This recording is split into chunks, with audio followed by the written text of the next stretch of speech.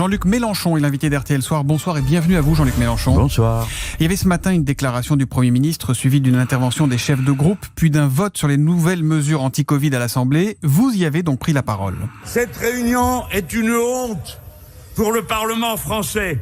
Elle ne sert à rien. Elle n'aura aucune conséquence. Tout est décidé et nous ne sommes invités qu'à venir vous acclamer. Les mots sont forts, une honte pour le Parlement. Avez-vous dit pourquoi, Jean-Luc Mélenchon ? Alors, pour des raisons claires, nettes et précises, nous sommes convoqués de la veille pour le lendemain. Dans aucun pays du monde, on ne fait ça, sauf s'il y a une déclaration de guerre. Et comme vous le savez, en France, on n'est jamais convoqué, même quand il y a la guerre. Mais là, nous sommes convoqués du jour pour le lendemain. Le soir, le président de la République annonce toutes les mesures. Donc, voilà, c'est fait. On n'imagine pas qu'il revienne le lendemain pour dire finalement j'ai changé d'avis. Et on nous appelle, c'est un article de la Constitution, 50-1, excusez, ça fait un peu pédant de vous citer un article de la Constitution. Donc le Premier ministre fait une déclaration. Qu'est-ce qu'il y a dans sa déclaration ? Ce qu'a dit le président. Vous me direz, c'est normal. Mais d'accord, mais alors pourquoi on nous réunit ?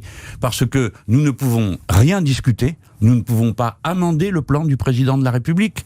Et nous sommes donc juste appelés à dire oui ou non. Mais supposez un instant que nous disions tous non. Eh bien, ça ne changerait rien.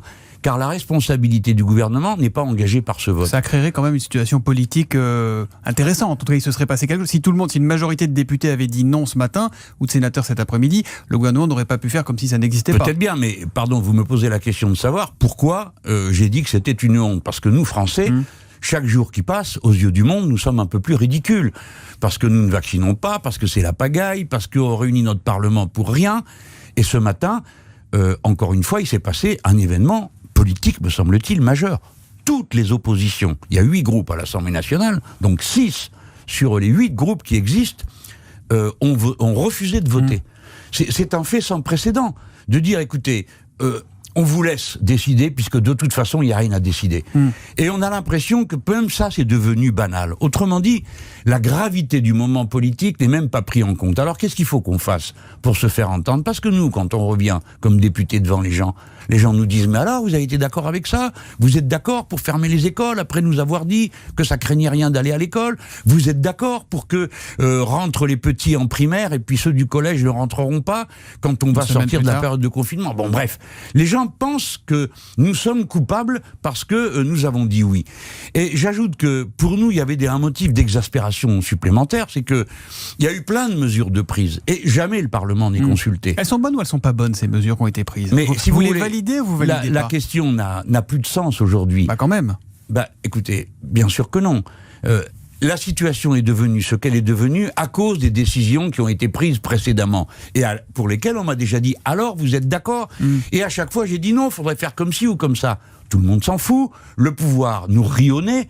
Quand même, quand on lui a annoncé qu'il y avait une deuxième vague, je me suis fait rire au nez. Quand on leur a expliqué qu'il y avait un problème majeur avec les étudiants en juin dernier, ils nous ont rionné. Quand j'ai parlé du vaccin russe pour aller à quelque chose qui est un peu piquant, j'ai entendu tout et n'importe quoi sur le thème, mais parce que c'est idéologique, il a fallu que je rappelle qu'il n'y avait plus de communistes en Russie depuis 1989, donc c'est pas le sujet. On vient pas mettre de l'idéologie là-dedans. Et le vaccin russe, on y reviendra tout à l'heure, si vous voulez. Mais d'accord, mais c'est une question qui est grave, parce que le président de la République sait depuis le mois de novembre dernier, et il l'a dit, qu'une mission française y a été, a dit ce vaccin fonctionne, 57 pays aujourd'hui utilisent ce vaccin et ce tir d'affaires, et nous Français, nous attendons le label de la Commission européenne qui dit elle-même « Oh là là, fin juin, nous serons prêts. » Il faudrait s'asseoir dessus, il ne faudrait pas respecter les mêmes règles avec ce vaccin-là qu'avec les autres. Absolument. Parce que les autres ont été validés, que ce soit Moderna, Pfizer, AstraZeneca, ils ont été validés par l'Agence européenne du médicament. Voilà. Eh bien, c'est une erreur totale que de faire passer ce formalisme bureaucratique. Parce que, avant l'intérêt général... C'est pas dangereux pour la population de vacciner avec... Mais je comprends la question et je l'accepte.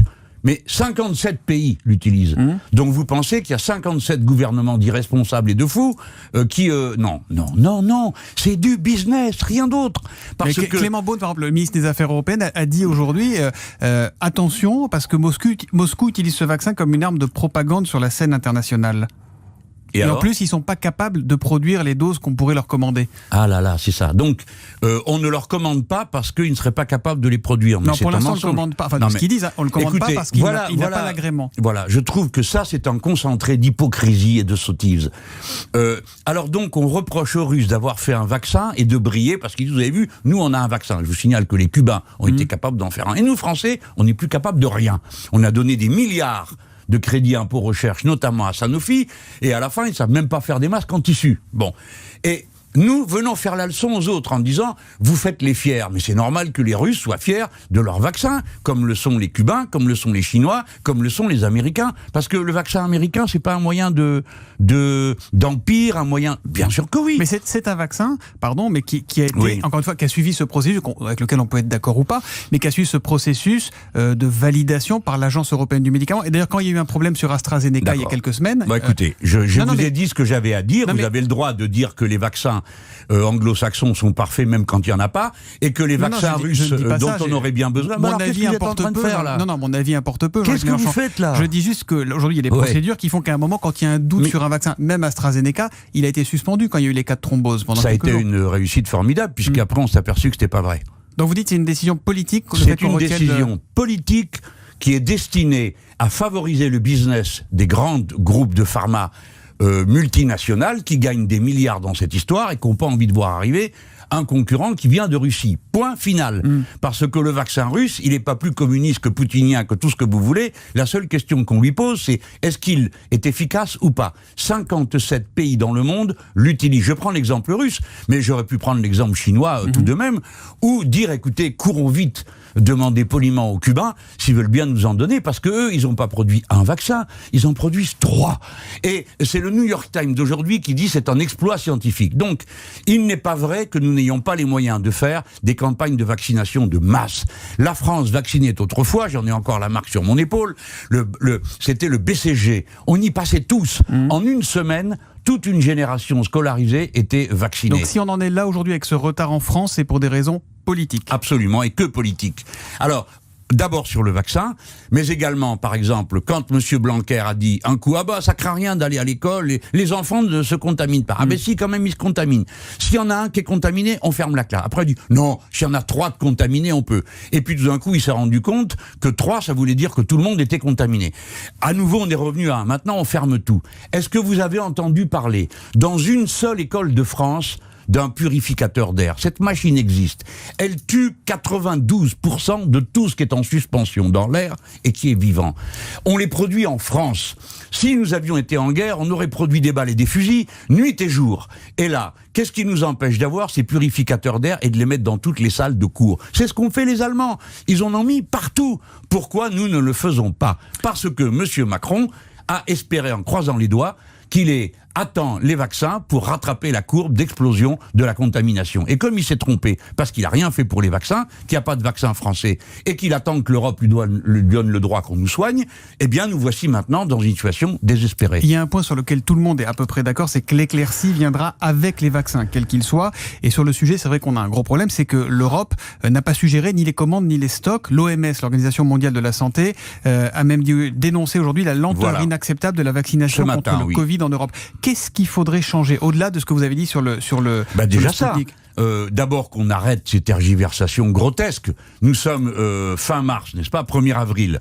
Bon, on nous annonce que les autorisations de toutes sortes seront prêtes en juin. Après, il ne restera plus qu'à passer des commandes. Et le commentateur de la Commission européenne a eu l'écœurante franchise de dire « Oh, ben, de toute façon, à ce moment-là, il y aura assez de doses qui arriveront des États-Unis, on n'en aura plus besoin. » Donc, ça, c'est Clément Beaune.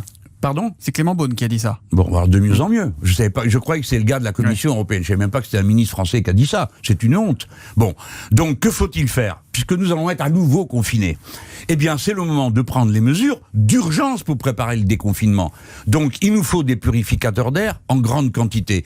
Il nous faut organiser le dédoublement des classes. Il nous faut recruter 100 000 peut-être, assistants d'éducation pour aider les profs et rattraper. Alors à laquelle... Et ça prend du temps. Mais non, ça prend pas de temps. Nous avons des dizaines de milliers d'étudiants qui n'ont plus de petits jobs, qui n'ont plus aucun revenu, qu'on pourrait immédiatement mobiliser. On peut trouver partout les grands espaces, gymnases et autres, que sais-je, des grandes salles pour y faire les études surveillées. Or, c'est une affaire d'organisation. En tout cas, vous dites qu'il ne faut pas arrêter l'école, il ne faut pas arrêter les cours. J'ai pas dit ça. Je vous dis que au point où nous en sommes rendus, oui, ils ont décidé d'arrêter les cours. Comment voulez-vous, monsieur Soto, que je vous dise les yeux dans les yeux? Moi, je sais qu'on doit garder les écoles ouvertes. Je dis seulement que ce qui est décidé est une suite d'absurdités, et de l'une à l'autre. Alors là, bon, ils ont reconfiné. Là, écoutez, la vie concrète, banale, toute bête. Le président de la République a dit, les gosses du primaire iront à l'école. Bon, très bien. On ne pose pas la question de savoir pourquoi ceux-là et pas les autres. Ceux du collège resteront à la maison. Eh bien, monsieur Soto, la plupart des Français espacent leurs enfants d'un an, disons 1 an ou 2 ans. Donc tout le monde, quand c'est le moment d'avoir des gosses, vous en avez. Il y a un moment où il y en a un qui est à l'école primaire et l'autre qui est au collège. C'est déjà assez compliqué à organiser. Pardon, mais à ce moment-là, vous allez faire quoi si vous êtes parent? Comment vous organisez la garde de celui qui reste à la maison? Et est-ce que vous savez que dans des milliers de familles, il n'y a qu'un ordinateur pour la famille? Et des fois, il y en a 0. Comment voulez-vous suivre les cours? Nous allons donc avoir des dizaines de milliers de décrocheurs invisibles, c'est-à-dire qui vont rater le niveau. Il faudra donc rattraper. Voilà pourquoi les jeunes gens que l'on pourrait commencer à embaucher maintenant et à immédiatement organiser pour faire face à ces tâches devraient être recrutés. J'ai pris ces 2 exemples, je pourrais multiplier. Par exemple, vous êtes parisien, vous êtes en région parisienne. Moi, j'y suis la moitié de la semaine. Tous les jours, c'est la cohue dans le métro. Pourquoi? Parce qu'on n'a pas décalé les horaires de prise du travail. Donc vous avez là la possibilité d'un foyer d'infection, et dans le même temps, on dit aux gens, ah ben non, allez pas au spectacle, ah ben non, allez pas dans les commerces, etc. Tout ça n'est pas organisé, c'est pas maîtrisé. Alors, comme une grande bataille collective. Jean-Luc Mélenchon, ce matin, dans votre discours à l'Assemblée, vous avez cité la chienlit, référence gaulienne évidemment. Il y a un autre gaulliste, Jacques Chirac, qui disait toujours, un chef, c'est fait pour cheffer. Est-ce qu'aujourd'hui, il y a un problème de chef, il y a un problème avec la verticalité d'Emmanuel Macron? C'est ce qu'on entend beaucoup dans les oppositions. Ouais, c'est des grands mots tout ça. Vous avez un homme qui décide tout seul. Vous pouvez parfaitement être celui qui a un très grand pouvoir, et vous êtes assez lucide pour comprendre que certaines tâches doivent être confiées à des groupes un peu plus vastes que votre propre personne. Lui, il est tout seul avec son conseil de défense. J'ai pointé ça le premier, donc j'y reviens. Il décide sous le sceau du secret, parce que sinon c'est pas la peine de faire un conseil de défense. Des fois, le gouvernement lui-même apprend à la télévision les décisions qui ont été prises par ce conseil de défense. Cet homme se croit comme, en quelque sorte, comme une sorte de génie. Moi, je ne ferais pas comme ça. Je m'y prendrais. Vous ne seriez pas un président vertical, vous ? Pour certains sujets, oui. Pour les questions de politique internationale, pour les questions de défense et d'armée, sans doute. Parce qu'en période de crise, c'est un peu la nature de la Ve République qui fait que le chef de l'État... Mais je vais vous donner des exemples célèbres dans l'histoire. La guerre de 14. Pendant toute la durée de la guerre de 14, il y a eu un comité parlementaire qui discutait de la stratégie. Le tout est de doser les choses. On devait avoir un débat à l'Assemblée sur les stratégies de lutte contre les pandémies. Au dernier moment, j'ai retiré le texte. On a donc perdu 4 mois pendant lesquels on n'a pas pu discuter. Si je gouvernais le pays, je m'y prendrais de la manière suivante. Il y a un conseil scientifique, mais il faut faire confiance aux assemblées. Dans les 2 assemblées, nous avons une commission des affaires sociales dont c'est le boulot de s'occuper de ces questions. On pourrait créer une commission spéciale, mais une commission qui fasse des propositions, qui passerait en plénière, et tout au long de la crise, nous aurions une gestion collective. Quelle est la difficulté avec la gestion collective? Non, il n'y en a pas. Et puis, on est plus intelligent à plusieurs que tout seul, c'est une vieille règle. Et quand les choses vont si mal, on a besoin de gens, si vous voulez, lui dans son palais, je ne lui en fais pas le reproche, parce qu'on peut dire que moi aussi je m'isole d'une certaine manière, mais on perd le contact avec la réalité quotidienne. Les députés, ils n'ont pas le choix, les sénateurs, parce que les gens viennent dans les permanences, téléphonent, etc., et tout d'un coup, vous prenez la mesure des problèmes. Avant-hier, j'ai passé un long moment avec un de mes camarades qui s'occupe de rattrapage scolaire dans les cités. C'est lui qui m'a dit, mais est-ce que vous vous rendez compte que chaque fois que vous reconfinez, eh bien, ça veut dire que vous avez des dizaines de gosses dans des appartements surpeuplés qui sont hors d'état de suivre quelque étude que ce soit parce qu'il n'y a pas d'ordinateur. Ah, dis-je, alors il n'y a pas d'ordinateur. C'est la raison pour laquelle Jean-Michel Blanquer a expliqué qu'il voulait réduire au maximum les périodes où l'école n'a pas lieu. Jean Castex, il entend tout ce que vous dites et pourquoi il ment? Parce que il dit je vais réduire le temps où il n'y a pas d'école, mais peut-être bien, mais il y a des centaines de professeurs. De fait, il a quand même résisté à la pression sur la fermeture des écoles depuis longtemps. Mais écoutez, c'est lamentable de parler comme ça. La pression pour la fermeture des écoles, beaucoup, non. Notamment de l'association de parents d'élèves. Que veulent les gens? Oui, les parents d'élèves, qu'est-ce qu'ils veulent? Qu'on mette pas les gosses en danger, qu'on mette pas les profs en danger. Donc c'est pas la pression d'irresponsables. Les uns sont pour fermer les écoles, les autres sont pour les ouvrir, les uns sont pour les chapeaux pointus et les autres pour les chapeaux plats. Il s'agit de la vie de nos gosses et il s'agit des personnels d'éducation. Donc que disons-nous à Monsieur Blanquer? Ça suffit cette posture héroïque. J'ai résisté à la pression. Quand vous avez des classes avec 32, 40 gamins et que vous leur donnez pour unique consigne ouvrez les fenêtres de temps à autre quand on pèle de froid, eh ben moi je dis c'est irresponsable. Jean Castex, il dit vous, les oppositions, vous cherchez à tirer des avantages politiques d'un drame national. Voilà ce qu'il vous reproche. Il l'a dit ce matin. Je réponds pas, c'est de la vulgarité de Monsieur Blanquer c'est Jean habituelle. Castex, c'est le Premier ministre. Castex a dit ça? Oui, il a dit ça. Ben, de toute façon, quoi qu'ils disent, on a l'impression que c'est le garde champêtre qui arrive. Alors, il est plus brave que ça, vous voyez, Monsieur Castex. On tire des avantages, mais s'il vous plaît, enfin, ils ont tous pris cette mentalité, la Start-up Nation, alors ils vendent des caleçons ou des castagnettes, et c'est pareil pour eux. Non, on s'occupe de notre pays, on donne notre avis. Il n'y a pas d'élection avant le mois de juin. Elles sont régionales. Les questions dont nous débattons ne sont pas posées. Alors, qu'est-ce qu'il voudrait, Monsieur Castex? Qu'on vienne en cortège dire bravo, youpi, continuez, quelle trouvaille? Non, ces gens nous ont amenés à un désastre sanitaire. Demandez, Monsieur Soto, sans doute ça doit remonter aussi jusqu'à vous comme homme, comme citoyen, dans votre vie de père de famille. Vous devez entendre la clameur qui vient du pays. Des gens disent « Assez, c'est une pagaille incroyable ». Et maintenant, personne n'est sûr, n'est convaincu, c'est ça le problème que nous avons dans une démocratie, l'ordre et la discipline ne sont respectés que si on y consent. Pour y consentir, il faut que le pouvoir, ait mis les attentions qu'il fallait pour ça. Vous savez bien que ça n'y est pas. S'il y a eu un carnaval dans la rue à Marseille, il est traditionnel, avec 6000 personnes, 6500. Il y a mieux à faire que de leur montrer du doigt et les engueuler. Il faut essayer de comprendre ce qu'ils disent. Les cultureux qui occupent aujourd'hui les lieux de culture dans le pays, quand ils vous disent on sait organiser le spectacle dans des conditions de sécurité, on y a mieux à faire que de les montrer du doigt et de leur rire au nez. Enfin, ce pays est un pays démocratique, un pays libre.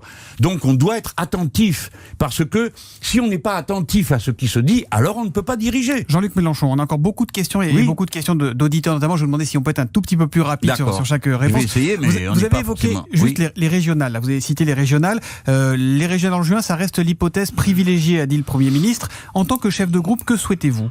Est-ce que vous souhaitez qu'on vote là en juin comme c'est prévu? D'une façon générale, c'est pas simplement comme chef de groupe, comme démocrate. Il vaut mieux que les élections aient lieu. Et je redoute les régimes. Attendez. Et je redoute les régimes qui prennent l'habitude d'annuler les élections.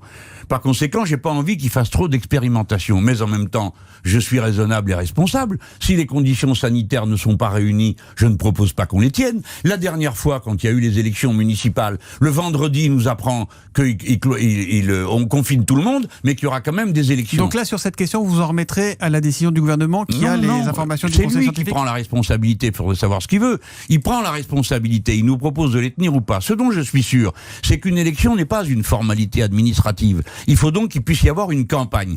Peut-on organiser une campagne en période où nous sommes plutôt confinés, etc. Oui, on le peut. Prenons un exemple, que le service public de l'information organise dans chaque région un débat par semaine entre les différentes listes. Ça sera aussi efficace que des meetings. Et que, en suivant les conseils qui nous sont donnés, on envoie, par exemple, 2 professions de foi au lieu d'une seule. Et qu'on organise le jour du vote. J'ai proposé, par exemple, qu'on répartisse d'abord ceux qui sont les cas les plus sensibles, où il faut faire très attention, qu'on distribue des masques gratuitement à l'entrée, qu'on étage les gens, qu'on dise par exemple de A à M, c'est le matin. Pour vous, ça paraît possible. Donc avec ces conditions-là, ça paraît possible. Mais si la situation dégénère encore plus, Monsieur Soto, laissez-moi vous dire que je voudrais à ce moment-là examiner où on en est. Mais en tout cas, pas d'élection sans campagne électorale, ça c'est sûr. Question de Monique sur l'application RTL. Les listes de la France Insoumise participeront-elles à un front républicain dans les régions où le Rassemblement national serait en mesure de l'emporter au second tour? Ça se décidera dans les régions pour une raison fort simple, comme vous le savez, c'est que la plupart du temps, nous sommes alliés, nous les Insoumis, soit avec les communistes, dans 3 régions, l'Île-de-France où c'est nous qui menons avec Clémentine Autain, et l'Aura, et la région Nord où nous sommes ensemble, et nous serons ensemble en Normandie. Bon. Alors, il y a un partenaire. La décision se prend à plusieurs. Et vous n'avez pas, une position de principe? Quant aux Verts, eux, ils décident par région, ce qui fait qu'aucun accord national n'est possible. Ouais. Donc, attendez-vous à ce que ce soit différent d'une région à l'autre. Quant à nous, nous sommes extrêmement méfiants à l'égard de ce soi-disant front républicain. Et notre habitude est de faire de la manière suivante. S'il y a un deuxième tour, méritez les voix des électeurs. Si vous voulez faire barrage à Madame Le Pen pour donner des voix à Monsieur Macron qui fait l'apologie de Pétain et de Maurras, voyez-vous, ça nous excite pas trop. Il fait l'apologie de Pétain et de Maurras ? Pardon ? Il fait l'apologie de Pétain et de Maurras, Emmanuel Macron ? Dans l'Express du mois de décembre, si vous voulez bien vous y référer, il dit que oui, Pétain est un grand militaire et Maurras un grand écrivain. En pour France, vous, Le Pen égale Macron aujourd'hui Je ne dirais pas ça parce que c'est pas vrai.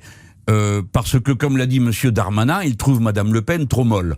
Donc, sans doute, Monsieur Darmanin est encore plus dur que Madame Le Pen. Par contre, pour ce qui est de faire la chasse et la police politique, il est clair que les macronistes sont plus durs. Regardez la chasse qu'ils ont fait aux universitaires sous prétexte d'islamo-gauchisme, en décidant que le CNRS, qui naturellement n'a pas accepté cette corvée indigne, aille surveiller les travaux de recherche des universités. Donc, je dis ce que tous les Français de ma famille culturelle disent, c'est que ils en ont tellement fait, les macronistes, que franchement, la motivation pour aller voter pour eux, soi-disant pour faire barrage, n'est pas grande, parce qu'on a l'impression que c'est pas un barrage, mais une passerelle. Donc ça sera pas automatique. Il y a pas mal de questions d'auditeurs. Exactement. J'ai peut-être été un peu long pour le dire. Vous êtes parce que j'ai encore beaucoup de questions d'auditeurs. Oui, mais j'essaye d'être dans la nuance aussi. Question de Françoise, qui précise qu'elle est sympathisante de la France Insoumise. Beaucoup de questions autour des multitudes de candidatures plus ou moins déclarées à gauche. Monsieur Mélenchon, qu'y a-t-il de commun entre Anne Hidalgo et vous ? Moi, je pense pas grand-chose, dit-elle. Politiquement, à l'heure actuelle, non. Notre auditrice a raison. Mais vous savez, il ne faut pas s'encombrer de problèmes qui n'existent pas. Jusqu'à présent, Madame Hidalgo et puis Monsieur Jadot avaient en quelque sorte tracé une ligne. Il y avait les bons d'un côté et les islamo-gauchistes de l'autre. Alors c'était... alors ils disaient c'est pas ça crûment comme ça, ils disaient il y a des ambiguïtés. C'était extrêmement vexant. Et puis pour finir, Monsieur Jadot a pris une initiative que je veux saluer. Lui qui disait « je veux trouver un espace entre Macron et Mélenchon » a demandé à Mélenchon de venir dans son espace à lui. Voyons-nous, parlons-nous. Voilà ce qu'il a dit. Alors c'est quand même quelque chose d'amusant pour moi que de participer à un espace qui va de moi à moi-même. Donc je veux bien y aller, ça va de soi. Mais je veux qu'on pose les problèmes là où ils sont. Aller discuter du programme, bien sûr. Commençons d'abord par discuter de notre défense commune contre les assauts que mènent les macronistes et l'extrême droite, contre les syndicats et contre l'UNEF aujourd'hui. Entendons-nous là-dessus, il y a une réunion pour ça. Elle a lieu le 7 avril prochain, elle a été convoquée par mes amis. Pardon, je termine là-dessus. Mais nous ne pouvons pas discuter. Suffisant pour réunir tout le monde. Certainement non. En aucun cas, il ne faut faire une élection de plus contre. Maintenant, il faut construire du pour. On gagne, on applique, on a perdu, on continue. Pardon, mais je voudrais au moins terminer sur ce que j'étais en train de dire. Il n'y a pas de discussion possible sur une candidature commune aux élections présidentielles parce que M. Jadot ne représente pas Europe Écologie Les Verts qui a organisé une primaire. Et ensuite parce que le Parti Socialiste a dans ses statuts le fait qu'il organiserait une primaire pour la présidentielle. Dans ces conditions, ces deux partis auront leur candidat. Il faut donc travailler sur cette base et que le peuple tranche. Encore deux questions, vraiment 20 secondes si c'est possible par réponse. Si je peux, oui, je ferai. Alain, pas très malin, faut dire. Avec la réforme de l'assurance chômage, on va laisser crever des chômeurs et tout le monde s'en fout. Pas un syndicat, pas un parti politique pour voir que nous coulons. C'est très injuste, hein. Vraiment, ça fait mal au cœur d'entendre ça. Je ne sais pas qui a dit ça. C'est un chômeur qui s'appelle Alain. On ne fait que ça. On ne fait que ça. Quand on peut arriver à le dire dans une interview, parce que ça n'intéresse pas beaucoup les intervieweurs. Mais on n'avons pas arrêté de dénoncer. Encore tout à l'heure à la tribune de l'Assemblée nationale, écoutez mon discours.